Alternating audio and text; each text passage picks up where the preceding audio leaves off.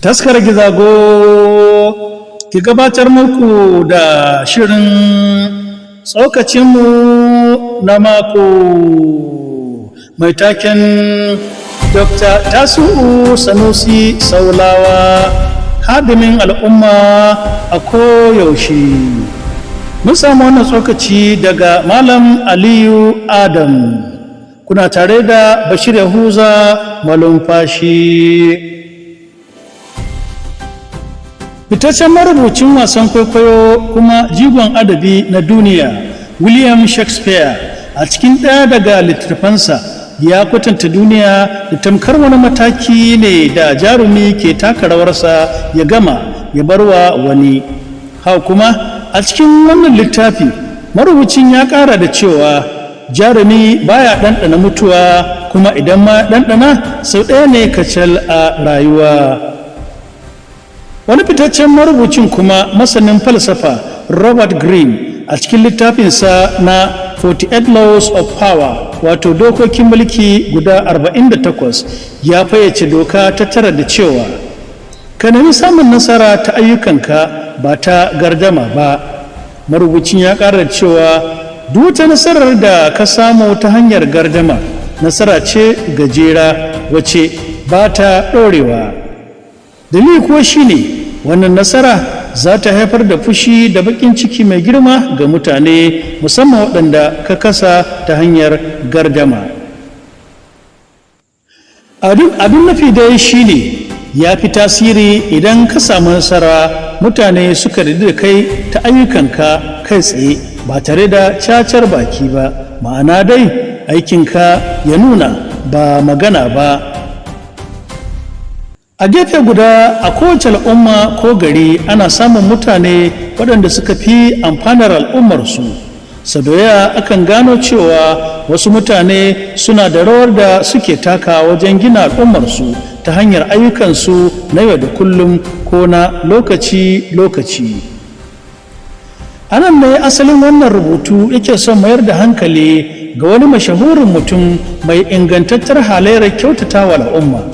Wannan taliki za mu iya kiran shi da matashin dattijo, domin kuwa duk da cewa da kaɗan ya wuce shekara 40, amma halayensa da ɗabi'unsa sun yi kama da na mutumin da ya zarce shekaru 60 zuwa 70.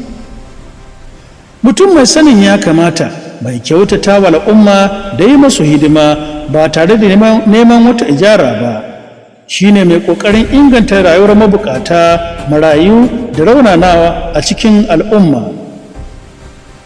Muna magana ne dangane da abubuwan burgewa da farin ciki da mataimakin kwantrola na hukumar kwastam ta Najeriya, Dr. Tasi'u Sanusi Saulawa ya jima yana gabatarwa tsawon shekaru.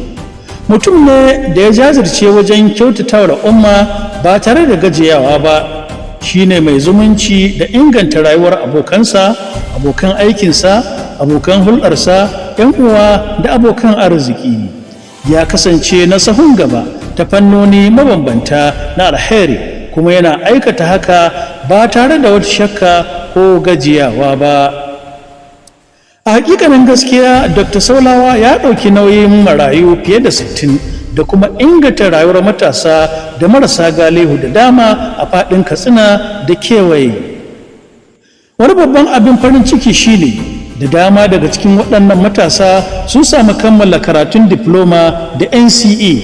Bugu da ƙari, wannan gwarzo mai taimakon jama'a ya inganta da tallafawa tsohuwar makarantarsa ta Nagogo Model Primary School Katsina, inda ya samar da kwamfutoci guda 100 da kayan haɗinsu da kayan koyarwa masu daraja na dubban nairori.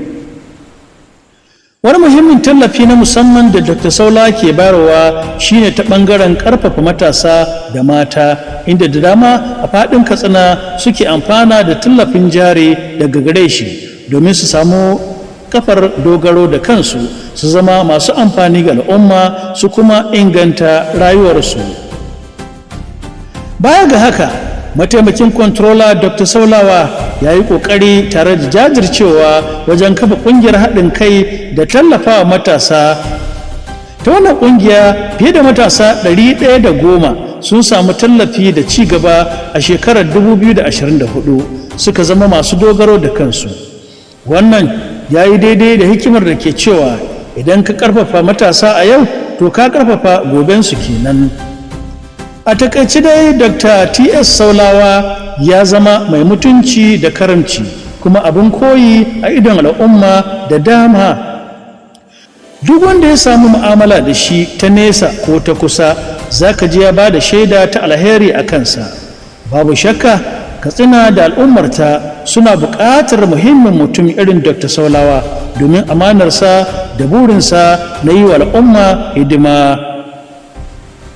A yayin da muke wa Dr. Saulawa fatan alheri a kowane lokaci muna addu'ar Allah maɗaukakin sarki da ya ƙara masa tsawon rai, yalwar arziki da lafiya, kuma ya ba shi ikon ci gaba da yi wa al'umma hidima a faɗin jihar Katsina a duk matsayi ko mukamin da Allah ya nufa a gare shi.